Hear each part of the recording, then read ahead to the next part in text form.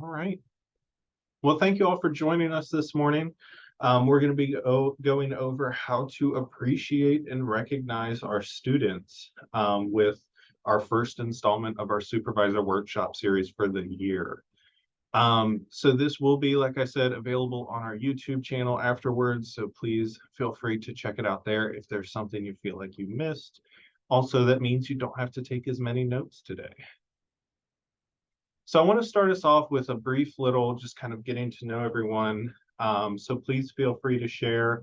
What ways do you recognize and appreciate students? What does it mean to you? Do you see a difference between recognition and appreciation? So I just want to kind of open it up to everyone, see what this means to you or what you think of when you see this kind of language. I think of recognition as in the moment. Like you just did something, I recognize that, thank you. And appreciation is kind of like overall.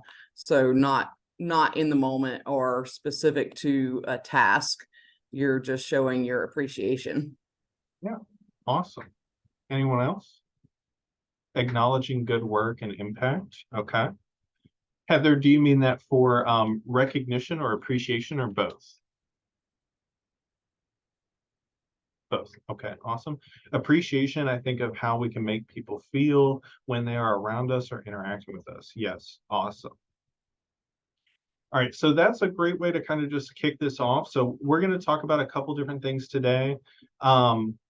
Starting with, the importance of recognizing student accomplishment, talking about the importance of intentionality in the way that we do this, because there are certainly a lot of different ways that I'm sure all of us have experienced throughout our working careers. Some of the obstacles that we have in the way of recognizing students, because it's not always an easy process, right? We're going to go over some just kind of loose ideas that our team has thrown together over the years. And then we're going to have a little bit of time, like I said, at the end for some discussion about maybe some takeaways or implementation strategies that we all have. So we're going to start with the big question, why is this important? We hear a lot about recognizing employees. We hear a lot about recognizing our interns. What impact is this going to have long-term for us? And so when we start looking at this, there are a lot of reasons why leaders should show appreciation in the workplace. But a couple of the key ones really start off with the fact that appreciation really helps improve productivity. So when employees know that their hard work or the work that they've been putting in throughout a given time period is appreciated and recognized, this helps kind of motivate them and maintain and improve their performance throughout an extended period of time instead of just short little bursts along the way. We also know that this is going to improve morale in the workplace. Showing appreciation to an employee creates kind of a ripple effect in the workplace, right? An employee who feels appreciated is more likely to show appreciation to their coworkers, team members, other interns, and really have kind of that trickle down effect throughout the workplace, which really helps boost morale past just that one employee. And it can also help kind of build that brand a little bit, right? If people know that, the employees at X company or X office are really happy about the work that they do and are really willing to do a lot more, that's a great recruitment strategy to utilize along the way too. Additionally, this helps with engagement. So we know after the pandemic that engagement can be an issue, right? Especially as we get into those more hybrid or remote modalities. Making sure that employees are engaged with the work that they're doing or the mission of the office in general is something that's going to be really important in the long term. So this helps increase employee engagement and dedication. And when we're talking about student employees, that's going to be extra important too, because ultimately we would love to see some of these student employees kind of transition into full-time roles. So we really want to make sure that that engagement level is high from the beginning and that we're able to maintain that sustainably throughout the course of their experience. And then appreciation, like I said before, helps with that retention level as well. So the Robert Half study showed that 66% of employees leave their job because of a lack of appreciation or a lack of perceived appreciation in the work that they do. So this is really going to be something that helps maintain that level of quality work by not only, motivating the employees that you do have, but also keeping those ones that you do have and not having to go through that hiring process multiple times. Recognition, though, does have its own limits. So the Harvard Business Review did an article about recognition versus appreciation. And recognition is primarily that performance-based appreciation. So if they do something really great, you give them the recognition for that work, but it's not unconditional. And appreciation, on the other hand, just shows the gratitude for the inherent value that a person brings to the office. So in more simple terms, recognition is about what people do, and appreciation is about who they are. And it's really important to kind of filter in both of those, because we obviously want to recognize that really great work that they're doing.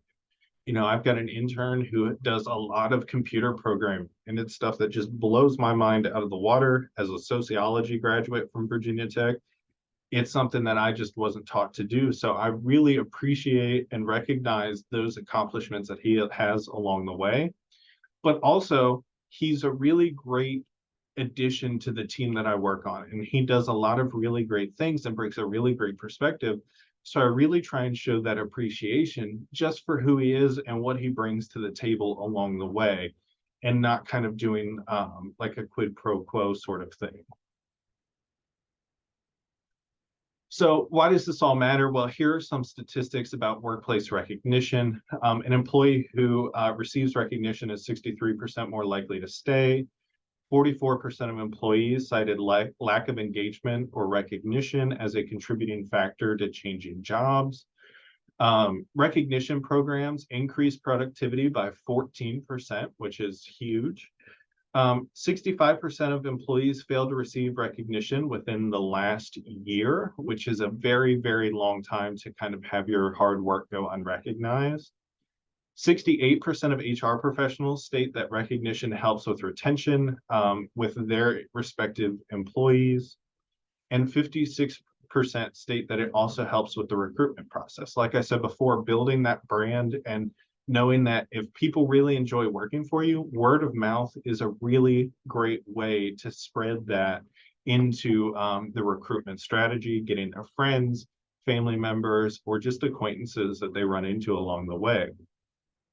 I know in the work that we do, we get to hear a lot about some really, really great employers and the way that they do some recognition and really appreciate the interns that they have. And it makes us a lot easier to kind of recommend those employers as we go along in the career coaching process.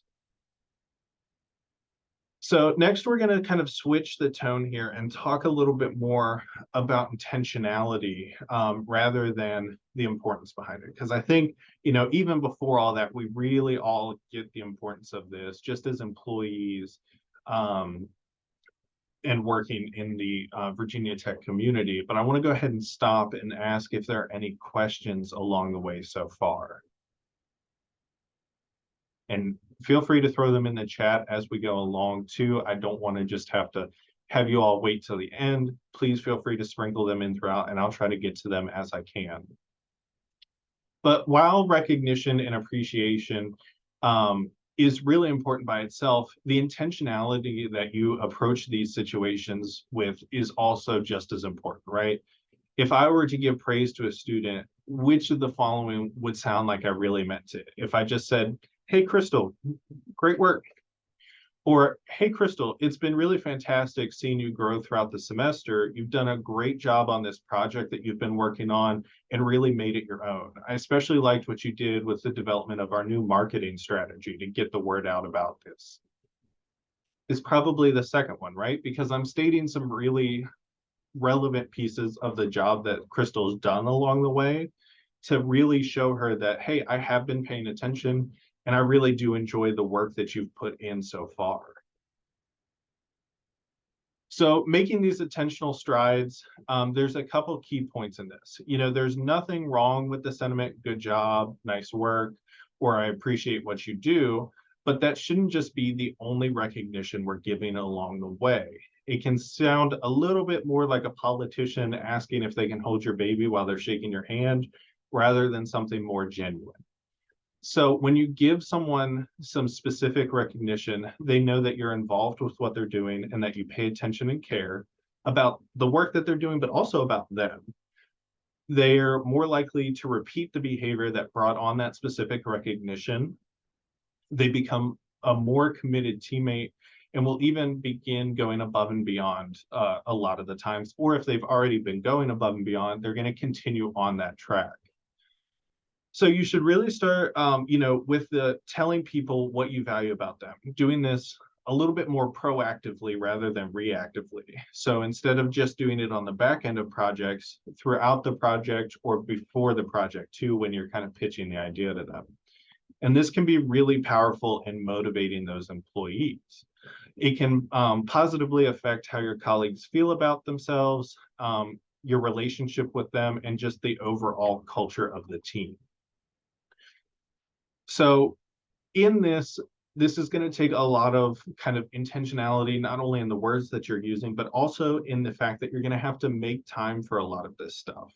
While some of it we can just kind of do, off, a water cooler conversation along the way, some of this stuff really has to have time made for it, whether it's regularly scheduled check-ins with your student, or just kind of as you're proposing a new project, really building in some time to allow these conversations to happen. So this next slide is probably going to look familiar to some people. So there are a couple different ways to do a language of appreciation. These should look pretty familiar. These are very similar to the love languages that a lot of people have heard about. But this really helps when you ask employees how they prefer to be recognized or appreciated, because not all employees are created equally, right? I'm a huge fan of words of affirmation, but Crystal may not be. Crystal may enjoy, gifts along the way, making sure that she can see the work that she's done, but also then getting some sort of reward at the end of it. But this day-to-day recognition is the most important type of recognition because it brings the benefit of powerful reinforcement of desired behavior and sets the example to other employees of desired behavior that aligns with the goals or objectives of the project. And it gives individuals and teams at all levels the opportunity to recognize good work by other employees and allows them to be recognized on the spot for their good work. So even if you aren't a manager, I'm not a manager, but like I said, I do have an intern that I work with. You can be alert for opportunities to recognize others and take initiative to do something to kind of nudge your manager to do more of it or encourage them in other departments. The best kind of formula to recognize an individual is to first start by thanking them by name. First of all, it just kind of reminds them that you know their name, which you would kind of take for granted in most situations, but that's not always the case. Specifically state what they did that is being recognized, because this really helps identify and reinforce that behavior. Explain how the behavior made you feel. So assuming you felt some sort of pride or respect for their accomplishment, point out the value added to the team or organization by the behavior, and then thank the person again by name for their contribution. So really sandwiching it between those thank yous, but filling that centerpiece with a lot of intentional reflection on this. So in these languages of appreciation, there are some that are probably more common than others. A lot of people really appreciate, words of affirmation or gifts. But some of them can be just as small and simple to do as a high five or a handshake, fist bump. We're still coming out of that COVID realm of things. So if someone's uncomfortable, always ask them first, don't just assume. So now, as we move into this, we're going to start talking about some of these barriers to appreciation. And, I think one of the biggest ones that we're all really aware of nowadays is the fact that there are remote team members that we have, or team members that work primarily hybrid, or there could be a hybrid schedule in your office where you just don't overlap much. I know one of my coworkers that I really enjoy working with, his in-person days were Monday, Tuesday, Wednesday, and my in-person days were Tuesday, Thursday, Friday. So we overlapped for just one day, and it was really hard to kind of get that interaction in. And this can be especially challenging too if you have a remote schedule, but your intern is in the office all the time. Because those days that you're, at home working from home, which are certainly earned days, it can be challenging to kind of express the same level of appreciation over a Teams or Zoom call. With this, sometimes you also don't notice those kind of unsung hero moments where it might just be something small along the way that they were able to do.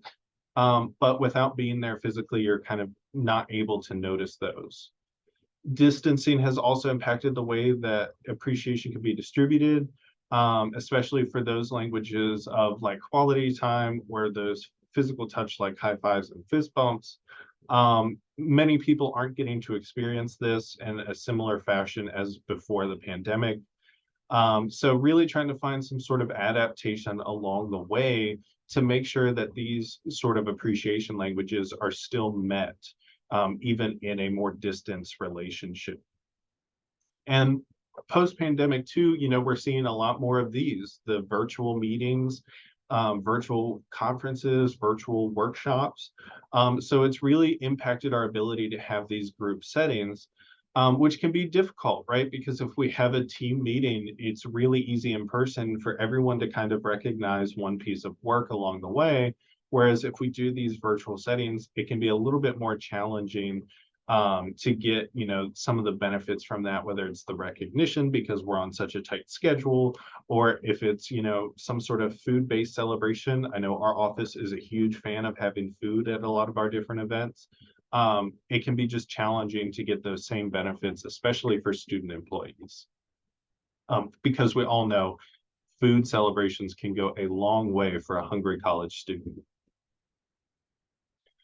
So some logistical obstacles too, the big end of year event is what a lot of people think about as recognizing students, right? We have one big student celebration at the end of the year, and that's where we're gonna put together all these thank you and everything. But that can be tough too, right? Because first of all, those are really expensive a lot of the times, and they can take up a good chunk of the working day. So if you're going through and trying to do day-to-day operations, for students, that end of year is a time where it's really nice to have those things. But for us, sometimes it can be really busy with graduation coming up right around the corner, finalizing grades, or just trying to get everything in place before students go, getting last events done. So this can be really challenging for those two aspects, but also sometimes it can take away from those day-to-day thank yous and interactions that you have with students. And at best, student schedules can be really unpredictable. Trying to get all of your students in one location at the same time is near impossible. And so trying to find a time to really get into these big end of year events or just all office events can be really difficult with class schedules. Last year, we did, host one big end of year event, and we did see about a 60% attendance rate, which was great. But it's still, not really gathering all of those individuals in here. Another issue with these big end of year events is that they can feel a little bit impersonal. So if you are doing just one big celebration, the individual accomplishment is kind of taken out of it, rather than the team accomplishment, which is really the main focus, which can really make some interns feel as though, they're just part of this big thing and that the individual work that they do isn't as important to the greater goal of things. And finally, obviously, these are just very infrequently done. So you usually have one, maybe two every year. So doing this really does just kind of save it all for one event rather than sprinkle it in throughout the year. So with that, I know we're probably all thinking, well, that's great, Cody, but the end of year event is really what our bread and butter is for a lot of this. What are some ideas to do some of these smaller gestures? Well, I'm so glad you asked. So asking the students again, like I mentioned before, how do you like to be appreciated? Like I said, for my intern, I had started off by doing a bunch of, this is really great, talking about the individual project, giving him words of affirmation along the way. Turns out he loves Toblerone bars. So getting those every now and then to really celebrate some of the big project pieces coming together was a really easy way to tie some of that stuff in. I know that in our office, with our frontline students especially, they have little "what do I like" kind of cards that they fill out when they first get hired that talks about their favorite foods, drinks, candies, all these other things, so that Crystal can go through and do a lot of little things throughout the year for them. I don't know that if you are in one of our either iGrow program, CEIP program, or Campus Intern EXP program, you can nominate your student for Student of the Month. It doesn't get any freer than having to fill out a Microsoft form once a month. And we really like to showcase student accomplishment along the way. So we'll do Instagram posts, we'll post it in whatever groups that they're a part of, and really try and recognize the work that we're doing across campus. With this, we also have our end of year student celebration that our office hosts for all of our experiential learning programs. And with that, you can actually nominate your student for one of 13 awards in that as well. So we have a Student of the Year designation for all of our experiential learning programs. And then we also have what we call our Professional Edge Awards, which are based around our 7 professional competencies. And with that, you can nominate them for any piece of work that they've done throughout the year that you feel really exemplifies one of those award criteria. And with that, at the end of the year, we put together a big event and we have nice little plaques that will have their name engraved on it forever for them to take home with them and really showcase the work that they did for your organization. You can also write a thank you card. I know one of the members in our office was a real big fan of thank you cards, and every time we had some sort of something that was a really big accomplishment, he was a really big fan of writing those for everyone, just letting them know that he really appreciated the work that they did. Another thing our office does, we do seasonal praise boards. So really talking about, what is going on in your world this, season. We just kind of finished up our Halloween one, and we'll be moving into a Thanksgiving one before too long, and really trying to identify, who's doing a great job. Just letting everyone know in the office, so-and-so is doing a really great job on what they're working on, or maybe not even what they're working on. They're just being a really great teammate, really great team member, and bringing that out to showcase with everyone. Another fun thing can be doing personality questions and games. So, which friend's character are you? And having everyone just kind of get into that group mentality and really having fun with something that can just be a really small team building event. Social media highlights, again, are another really easy thing to do. Well, maybe not so much with like the branding guidelines that have been set up, but they're really a great way to kind of showcase to a larger audience the work that's going on. Like I said, our students of the month, we try to do a social media post for all of those, as well as any others that were nominated in the process to showcase the work that they're doing. If you'd like to see an example of that, you can check out our Instagram page. We have a bunch on there. And then another really easy one to do is just some office recognition emails, sending out a blast to your office saying, hey, so-and-so did a really great job on this project. They've really taken it and run with it. It's a really great thing that they've been doing across the semester. I'd love to just, have us all give a little bit of recognition along the way. Another great way to replace that is if your office uses Teams, just doing a big Teams channel chat and letting everyone know there. Pictures and those are always appreciated, especially if it's something really cool they did. with some bigger gestures, birthday celebrations, whether it's just you bringing in, a box of Carolee donuts to celebrate your student on that day, or if it's a cake or some sort of treat that they really enjoy, bringing it in, letting everyone kind of take a minute to sit around and, appreciate that person. Rather than make performance reviews be this really big scary thing, kind of changing those into a celebration kind of mindset or a growth mindset, really pointing out what they did well, some areas that you would like to work with them on going forward, and really changing that from that really big scary meeting where everyone just kind of sits down and is like, oh God, what did I do wrong this year? Really trying to take back some of the growth mindset in that. Nominate your student for some of those yearly recognition awards, really going through whether it's the Aspire Awards with Student Affairs, or going into our end of year celebration awards if you're in our programs, and really going through and doing some kind of yearly overview highlights of some work that they've done in those. Theme days around holidays. Now, obviously, we want to go ahead and respect everyone's belief system. So if it's one of those ones that is rooted in a certain belief system, maybe we stick to kind of like a seasonal celebration on those days. But doing something just to kind of lighten the mood, especially, in that winter holiday break time, where finals are coming up. It's a really stressful time for students. If you're able to give them just a little break in that time, especially with maybe some free goodies, it's a really great way to kind of break that time period up. Treats or even small events around busy times. So everyone's a huge fan of the August rush, right? Yeah. Those can be really stressful for students too, as they're getting acclimated to their classes that they're going to, organizations that they're a part of, and then the work that they're doing for you all.